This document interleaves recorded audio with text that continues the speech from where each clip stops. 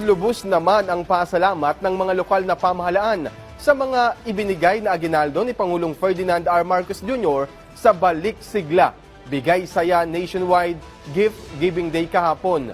Si Joshua Garcia ng PTV sa Balitang Pambansa.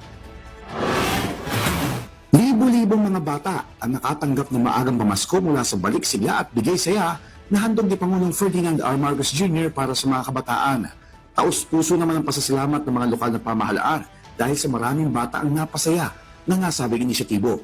Katulad na lamang sa lungsod ng Quezon City, Caloocan, Pasay at Las Piñas. Anila, napapanahon lamang ito lalo't malapit na ang Kapaskuhan.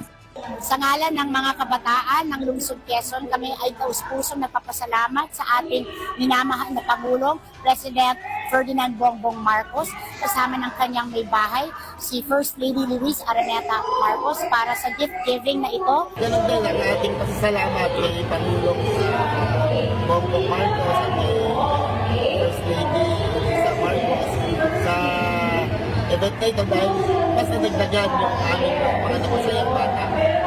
Nagpapasalamat ang lahat ng mamamayan, lalo na ang ating mga mahal na kabataan sa ibinigay na programa ng ating Pangulong Bongbong Marcos at ang ating very charming First Lady, walang iba kundi si Luis Araneta Marcos.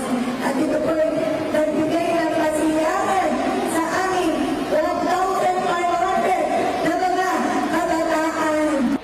Maraming salamat. Marami tayo pinasayang bata ngayong umagang to. Maraming salamat sa tulong mo sa Las Piñas. Mahal na mahal ka ng Las Piñas. Merry Christmas and a Happy New Year to the Marcos family. Gayon din sa lungsod ng Maynila, Parañaque, Mandaluyong at Pasig, kung saan damang-dama hindi lamang ng mga bata kung hindi maging ng mga magulang ang diwa ng Kapaskuhan. Maraming salamat Pangulong Bongbong Marcos Jr. at First Lady Lisa Araneta Marcos sa inyo pong napakagandang programang Balik Sigla, Bigay Saya na napaligayan niyo po ang 1,000 mga kabataan dito po sa lungsod ng Maynila. Maraming salamat po, maligayang Pasko at masaganang bagong taon po sa inyo. Malaking bagay ito na ibinigay ng Presidente itong ating mga school supplies.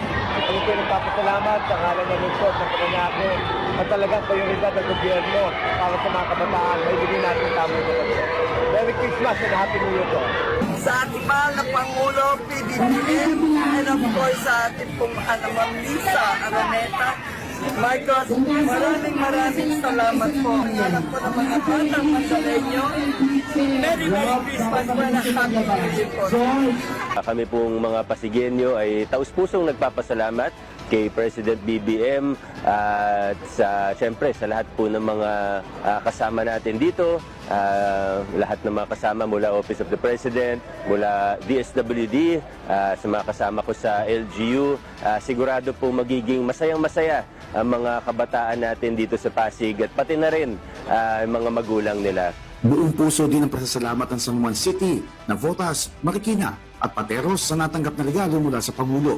Patunay lamang anila ito na prioridad ng pamahalaan ng mga kabataan na itinuturing ng mga bagong pinuno sa mga susunod na henerasyon at bilang panghihikayat na din sa mga ito na pahalagahan ng edukasyon. Ang buong lungsod ng San Juan ay nagpapasalamat po sa inyo, mahal na Pangulong BBM, sa mga regalong inahandog niyo po ngayon para sa kabataan ng San Juan. So, asahan niyo po ang buong suporta ng San Juan sa inyo pong bagong Pilipinas Administration. Nagpapasalamat po tayo kay Pangulong BBM sa kanyang inisyatibo na magbigay ng kaligayahan at pagmamahal. Tuwa po yung mga bata po natin dahil siyempre alam niyo naman tuwing Pasko, ito'y panahon lalong-lalo na sa ating mga kabataan at ramdam na ramdam nila ang inyong kalinga at pagmamahal. Salamat sa Pangulong Bongbong Marcos sapagkat na kailangan nito sa ating mga iba't ibang lugar, lalo na ngayon nagbibigay tayo ng sigla at saya sa pamamagitan ng pamamahagi ng mga regalo sa mga maliliit na bata. Bilang pasasalamat kay Pangulong Bongbong Marcos, maibabalik natin ang pasasalamat na ito sa pamamagitan ng pag-aaral ng mabuti. Kaugnay nito ay nasa 1,500 daycare students din ang nakatanggap ng mga school bags, crayons at coloring books at iba pa na siyang napili ng lungsod ng Valenzuela na regaluhan mula sa Balik Sigla at Bigay Saya ni Pangulong Marcos Jr.